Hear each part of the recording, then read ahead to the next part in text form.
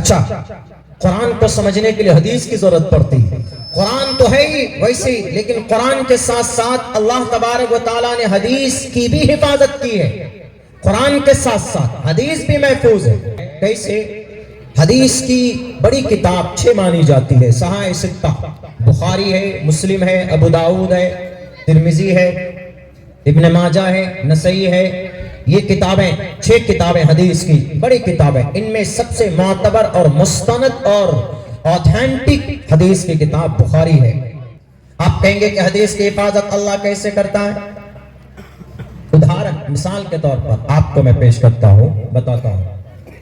بخاری شریف کی سب سے پہلی حدیث کون سی ہے؟ وہ سب سے پہلی حدیث انما الاعمال بالنیات. ایک ٹکڑا ہے، لمبی حدیث ہے، بڑی حدیث ہے.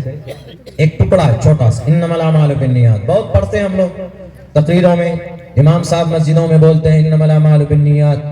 اعمال کا دار و مدار نیت پر ہے. deeds will be judged by the intention. آپ کی نیت کے مطابق آپ کا عمل کا وہ مرتب کیا جاتا ہے کہ بھئی آپ کا عمل کتنا قابل قبول ہے. اعمال کا دار و مدار آپ کی نیت پر ہے.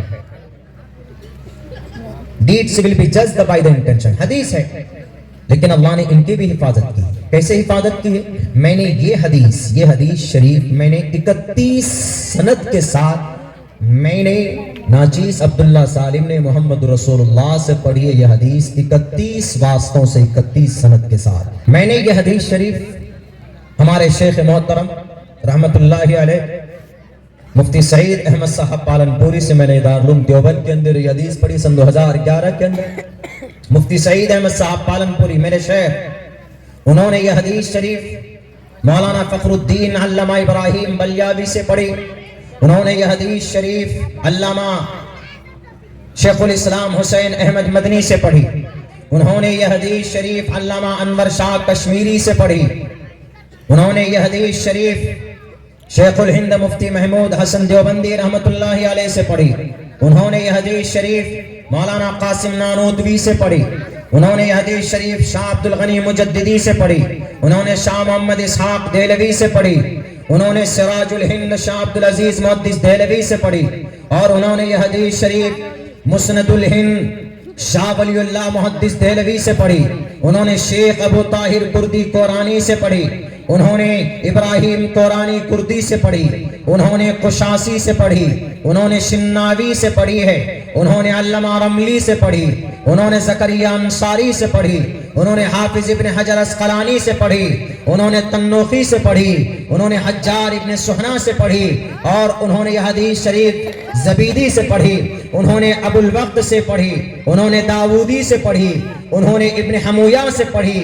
انہوں نے فربری سے پڑھی. انہوں نے محمد بن اسماعیل بن ابراہیم بن مغیرہ بن بردزبت الجوفی الامانی البخاری سے پڑھی. انہوں نے شیخ حمیدی سے پڑھی. انہوں نے سفیان بن عیینہ سے پڑھی. انہوں نے یحییٰ بن سعید انصاری سے پڑھی. انہوں نے محمد بن ابراہیم تیمی سے پڑھی. انہوں نے محمد بن ابراہیم تیمی انہوں نے صحابی رسول حضرت علقمہ بن وقاص لیثی رضی اللہ تعالیٰ عنہ سے پڑھی. اور انہوں نے یہ حدیث شریف حضرت عمر فاروق رضی اللہ تعالیٰ عنہ سے پڑھی. اور حضرت عمر فاروق رضی اللہ تعالیٰ عنہ فرماتے ہیں کہ سمعت رسول اللہ صلی اللہ علیہ وسلم علی المنبر قال النبی صلی اللہ علیہ وسلم انما الاعمال بالنیات. یہ ہے اللہ نے قرآن کے ساتھ ساتھ حدیث کی بھی حفاظت کی ہے. انا نحن نزلنا الذکر و انا لہ لحافظون.